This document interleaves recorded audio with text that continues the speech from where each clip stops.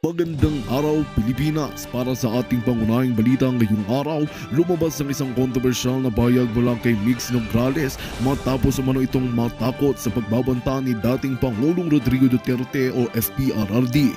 Ayon sa mga ulat, tila may kaugnayan ito sa mga isyu ng katiwalian sa kasalukuyang gumugulong sa Senado.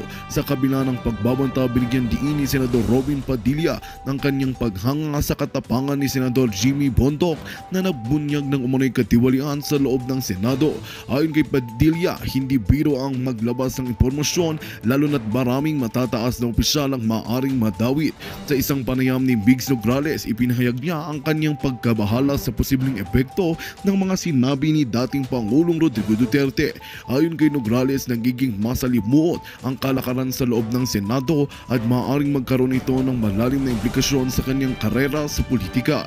Samantala, nanindigan si Senator Jimmy Bondoc sa kanyang mga aligasyon na ayon sa kanya ay batay sa mga konkretong ebidensya. Pinuri siya ng mga kapwa mambabatas at maging ng publiko dahil sa kanyang lakas ng loob na ilantad ang mga anomalya na nagaganap sa loob ng pamahalaan.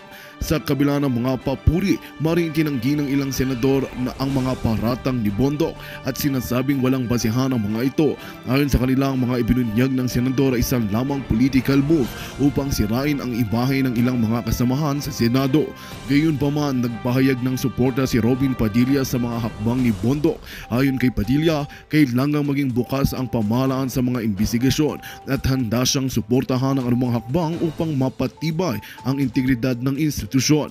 Habang lumalalim ang isyu, naasahang magkakaroon ng mas masusing imbestigasyon ng Senado upang alamin kung may katotohanan ng mga aligasyon ni Bondoc.